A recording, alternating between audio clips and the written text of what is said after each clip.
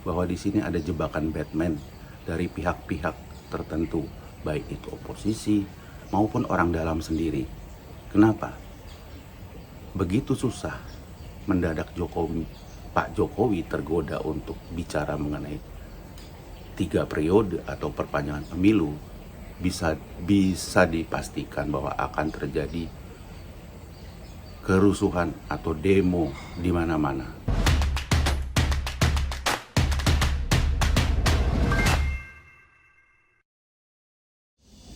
Selamat pagi pemirsa Siwot TV. Semoga kalian dalam kondisi sehat dan tetap semangat. Ini suara dari Ubud dengan saya Tommy Yusuf. Kalau kita bicara politik akhir ini, semua orang berbicara mengenai presiden 3 periode. Ribut kiri kanan gak karu-karuan. Nah, ada satu yang terlewat kalau menurut saya. Apa itu? Pada saat Pak Jokowi mengatakan bahwa orang yang mengusulkan atau mewacanakan perpanjangan masa presiden atau 3 periode presiden itu sama saja menampar diri dia, kemudian mencari muka, dan satu lagi akan menjerumuskan dia. Mengapa menjerumuskan? Ya pasti menjerumuskan.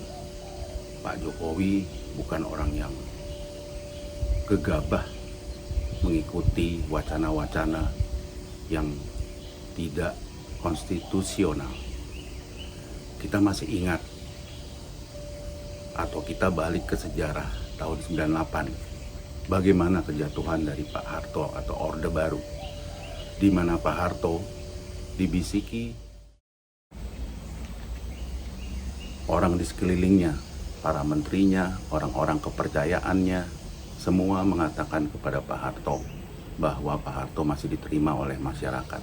Padahal kita tahu pada saat itu demo mahasiswa sudah kemana-mana, sudah hampir di seluruh Indonesia, dan terpusatlah di Jakarta di gedung DPR MPR.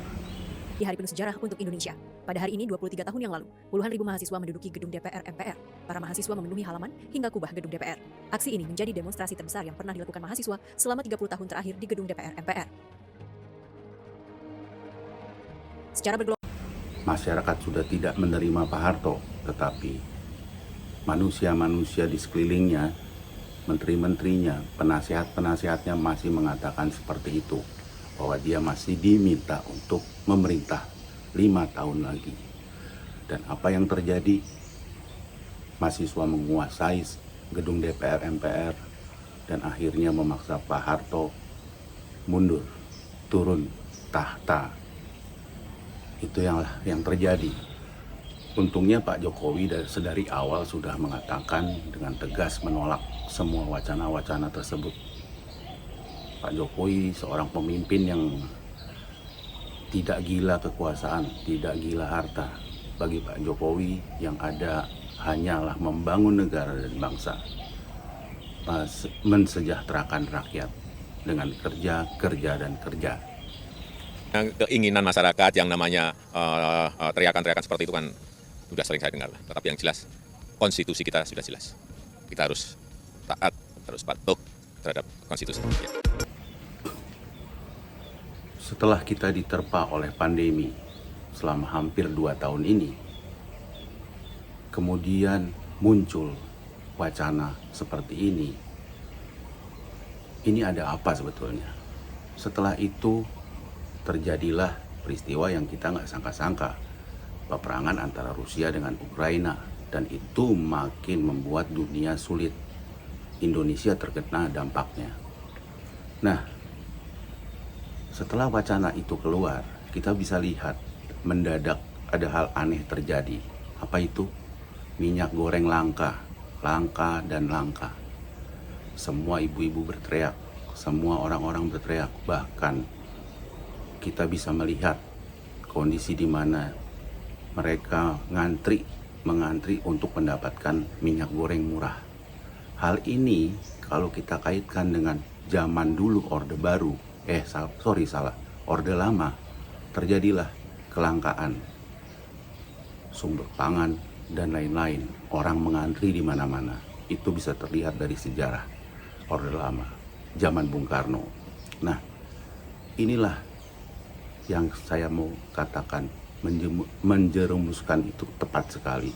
Bahwa di sini ada jebakan Batman dari pihak-pihak tertentu, baik itu oposisi maupun orang dalam sendiri. Kenapa? Begitu susah mendadak Pak Jokowi tergoda untuk bicara mengenai 3 periode atau perpanjangan pemilu, bisa dipastikan bahwa akan terjadi kerusuhan atau demo di mana-mana. Apa akibatnya? Akibatnya sendi-sendi kehidupan kita melemah, dan melemah. Dan ini bisa terjadi di mana Pak Jokowi akhirnya bisa saja mundur atau dipaksa mundur sebelum 2024. Terlihat sekali benang merahnya.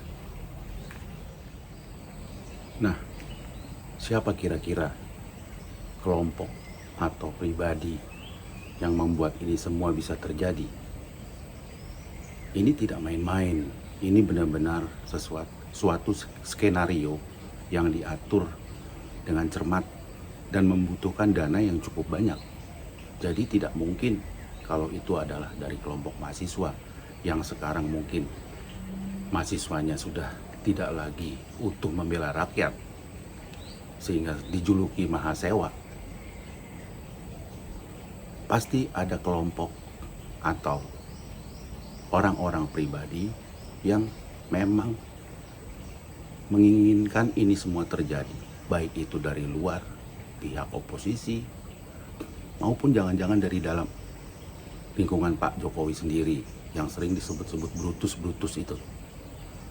Kita tidak tahu yang mana, belum terbukti meskipun baunya sudah sangat menyengat. Jadi bisa dibayangkan kalau itu terjadi. Untung Pak Jokowi adalah pemimpin yang bijaksana sehingga dia tidak mau menyusahkan masyarakatnya jika nanti akan ada kerusuhan dengan dia tergoda mau 3 periode perpanjangan pemilu. Tidak, Pak Jokowi tetap tegas tidak, dan dia akan mengikuti konstitusi 2024 selesai. Pemirsa Siwert TV yang berbahagia, gangguan atau godaan atau masalah ini bukan hanya datang dari dalam negeri, tetapi juga dari luar negeri, terutama Amerika Serikat yang jelas-jelas tidak menyukai beberapa kebijakan dari pemerintahan Pak Jokowi. Mereka pasti masih marah, masih dendam dengan Freeport. Mereka tetap menginginkan Freeport itu menjadi milik mereka dan kita hanya menerima sisa-sisanya saja. Nah, inilah yang perlu diwaspadai. Kita harus bahu-membahu membantu Pak Jokowi menyuarakan suara-suara kita bahwa Pak Jokowi ini adalah pemimpin yang memang sebetulnya untuk rakyat, dari rakyat dan untuk rakyat.